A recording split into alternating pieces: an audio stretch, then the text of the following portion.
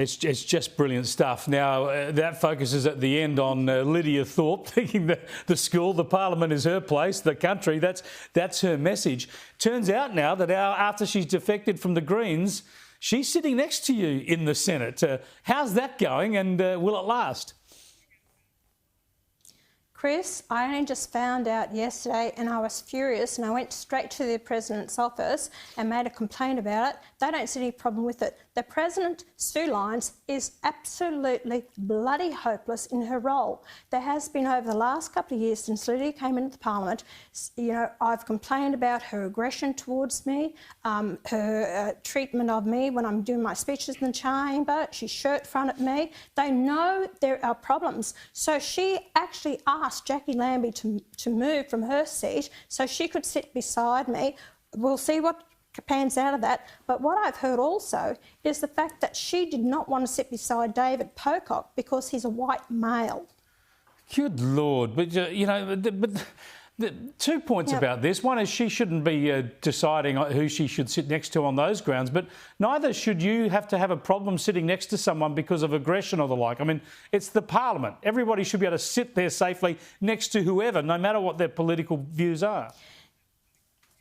Chris, isn't it quite funny? She's accused me of feeling unsafe in the workplace with me being there. Yes, she wants to sit right beside me. And I'm talking to people about, less than probably 30 centimetres, 45 centimetres beside us, in between us. So how ridiculous is that? It's going to be quite interesting to see how this pans out, because I will be having my say about this. I've got a job to do in that Parliament, but I can see the abuse that is going to come from her, if we're both in Parliament together, but I've got a job to do and I'll concentrate on that. But I tell you what, I won't cop it from her, Chris. I won't. I'm not going to sit there and cop any abuse or interruption when I'm trying to deliver what I need to say in that Parliament for the people of Australia. So we'll see what happens. Yeah, well, let's hope it's civil, but we'll keep an eye on that next week. Let us know if there's any developments. I want to get to an amendment that's before the Parliament, an amendment to the Family Law Act that I don't think has got enough attention. A lot of people are worried about it. It's designed with the best intentions to try and help these family divisions and child custody and try and reduce incidents of domestic violence and the like. But I want to show you some of the criteria that you know full well, Pauline, will be coming out of the Act. These are the criteria that will no longer be considered when the court is deciding custody of children. And one is the meaningful involvement with both parents. The other is the children's right to know both parents and spend time with both parents. Parents jointly sharing duties and care, and parents agreeing on future parenting. These criteria will no longer be considered. That's a big worry, isn't it, Pauline? And I think a lot of men in the family court will feel that they are the ones who will miss out on time and access to their children because of this. Chris, it breaks my heart to see that the Labor Party are actually doing this, by feminist groups and organisations that have been pushing their own agenda, and this was not part of the recommendations of the inquiry that I actually got up. And it just hurts me immensely because I've been so involved with this.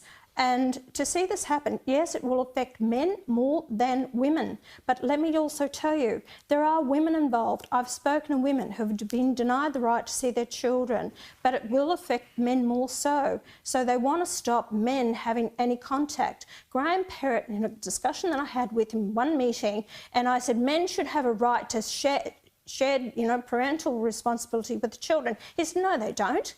He said women make far better parents. Now, that tells me he's nothing but a male chauvinist. He's grown up in a household, you go out to work and the women looks after the kids. And that's the attitude. And he moved, before the recommendations came down on the floor of Parliament, to actually get rid of shared parenting.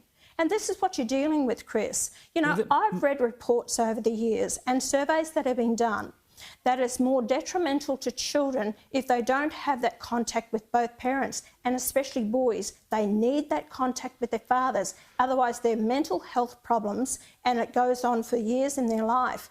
We have to think of the children. It's not about women's rights here, it's about the children. Yeah, now there's fairly complicated changes to the law, but to summarise them, if I can summarise it correctly, you'll know.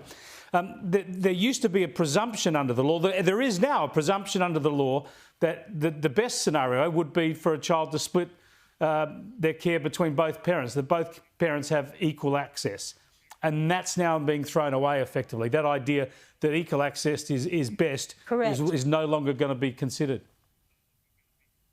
That's correct, and that was brought in by John Howard to actually have that shared parenting.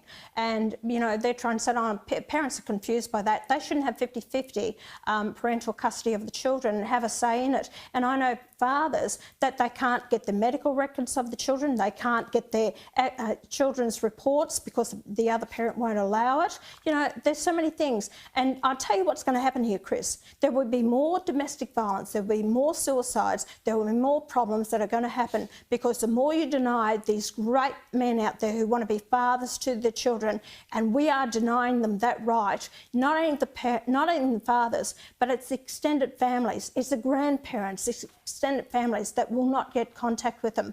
And I'll say to these parents out there, whether you're male or female, get over your differences, get rid of your hatred or because you want to victimise your former partner, and think of your children because it scars them, not only now as children, but further on in their life. Thanks, Pauline. It's a very crucial issue. We'll keep an eye on it, one that hasn't got enough attention so far. Appreciate your time. Pauline Hanson there, live from Queensland.